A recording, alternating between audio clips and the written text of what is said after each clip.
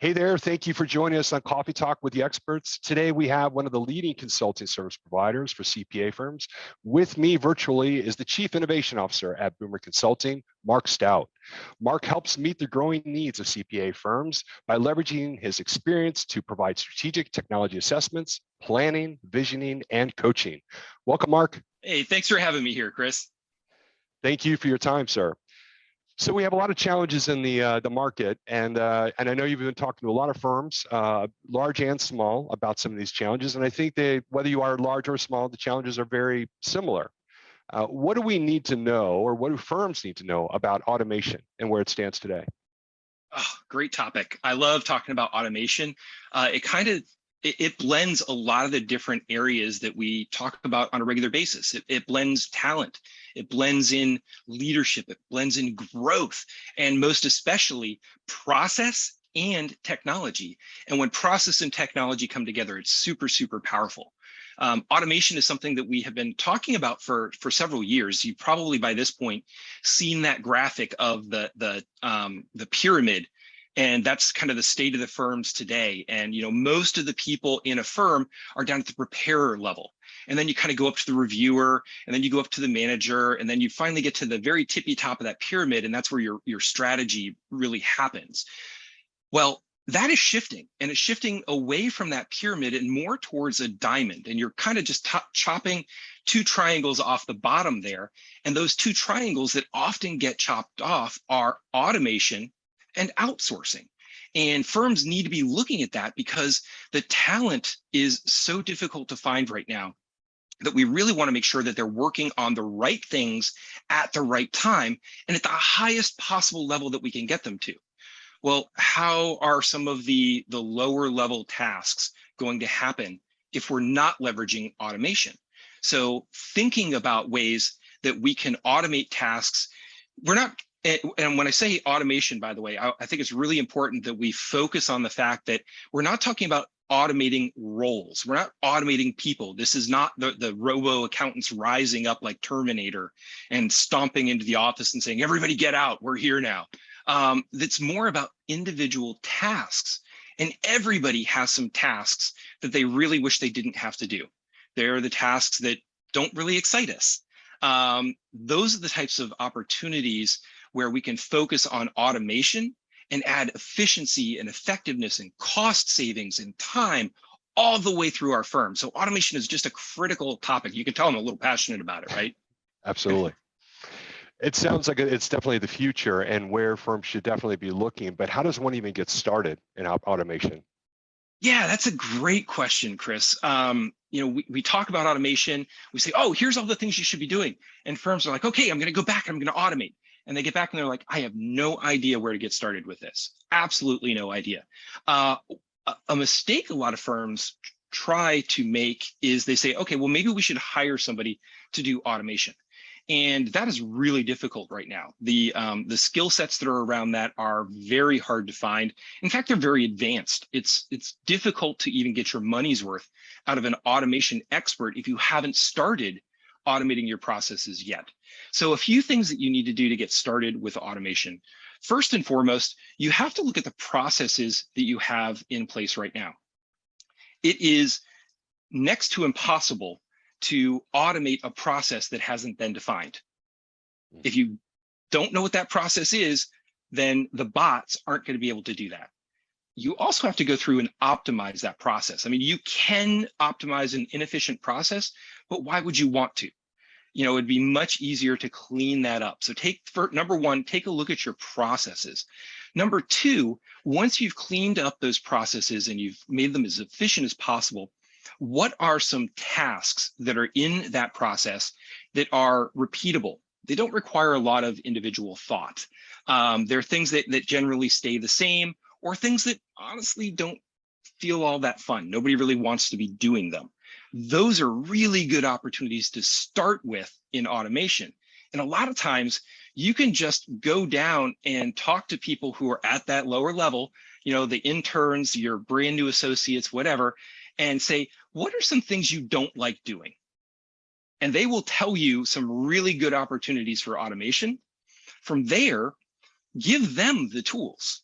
instead of going out and hiring that expert, give them the absolute tools, so that they can say, I'll try and automate this. A lot of times they're very tech savvy, and the tools that are out there these days are generally no code or very, very low code.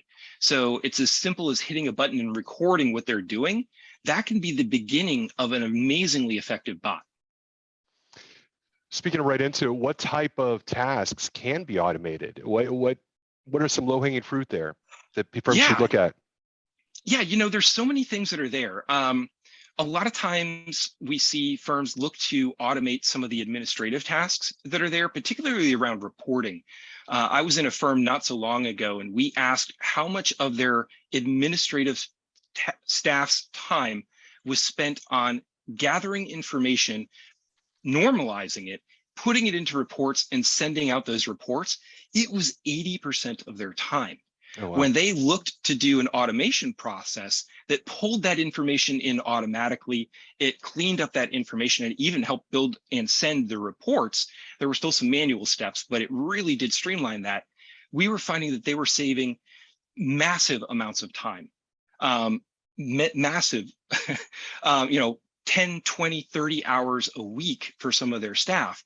Others have measured it in terms of FTEs, and they found that they're saving multiple full-time employees by doing automation around some of those administrative tasks. Now, there are other things that automation can do. Screen scraping is a big one. So if you're doing e-filing and you're waiting on those confirmations, instead of clicking refresh on the website the entire time and waiting to see that, yes, it has been filed, and then logging into another system to update the steps and kick off that workflow, that is an opportunity for automation. Also moving things and filing things. If you're using a portal and you need some information to go from that client portal into your document management system, that's another opportunity for automation. But what are some of the tools firms can start looking at now to help move into automation and move the project move forward? That's the big, that's the golden ticket. I know, right? Yeah, everybody wants to go out and spend money on this. And there are plenty of ways to spend money. The two best programs that I hear about all the time are UiPath, which is probably the #1 purchased additional standalone software, or Blue Prism. Those are two that are there. But I tell you, the real trick when you talk to firms about what they've actually automated, 90% of them are using a tool that they probably already have, which is Microsoft's Power Automate. In many cases, it comes with your 365 subscription. So if you just feel like spending money, there are some great options out there. But I highly recommend that you start with the free tool. And once you outgrow it, once you know why it won't work for you anymore, then look for those next steps up. That's where UiPath or Blue Prism come in. Probably the other way that I would make an exception is if you actually do have somebody who knows those programs very, very well, and you're not just starting from the beginning. If you have an expert for some reason or another that you can leverage, get them the tool they know and let them go to town. And let's say somebody doesn't have the specific experience of any of these products. What are some skill sets that firms should be looking for within their company to maybe spearhead the automation project? I would almost say that it's less skill sets and more mindsets at this particular point. You need somebody who isn't afraid of automation, because let's be real, there are people who aren't sure what happens if their job gets automated. They're not looking to leave those things behind. Maybe they like what they're doing. You want somebody who's hungry to grow and push themselves and to leave some of those tasks behind so that they can do that, which is why I said earlier that going to some of your less experienced staff is a great way to start, because they do have that real growth mindset. The other thing is they do need a little bit of technical aptitude. They need some patience, because honestly, it doesn't always work the first time, and you really got to fine tune things. And with most bots, a lot of people think that, oh, I built a bot, now I never have to do this again. That is absolutely not true. Bots break. And sometimes through no fault in the person who created the bot. It's simply that the system updated, or the software had a small update, or maybe somebody changed the color of something, or moved a button around, and the bot just has to be reprogrammed there. Usually that's a maintenance issue more than a total reprogramming, and it's very quick. but that patience aspect is really important. The other thing I think you need is somebody who can see those opportunities and champion them. You need somebody to be a champion for this is something that is going to move us forward. So someone who can take those ideas to leadership, who can identify the low-hanging fruit and the opportunities and really build momentum as they go forward. And I think you've given a lot of guidance and direction to help firms to get into automation. But let's say a firm just hits a dead end and really is stuck, or maybe doesn't have the skill set in-house. Where can firms go to look for help and to get into automation in this area? Yeah, there's a couple of different options. One, peer groups are amazing for that, making sure that you're talking to people who in other firms that they're trying to do the same thing. How did they figure this out? Did they leverage a resource? Those resources oftentimes are not internal to the firm. They're working with a provider that is helping them through that.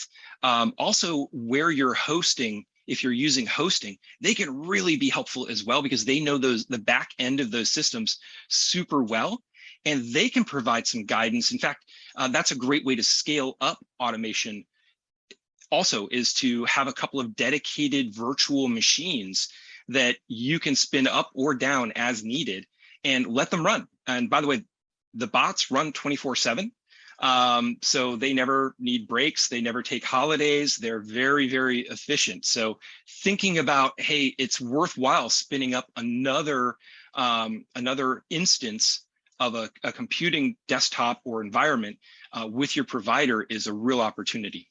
Thank you, Mark, for sharing your in-depth experience on this topic. And for those who are still with us, thank you for joining us today. Please like and subscribe below and let us know how we can help more for the latest industry tips and trends with the experts. Cheers.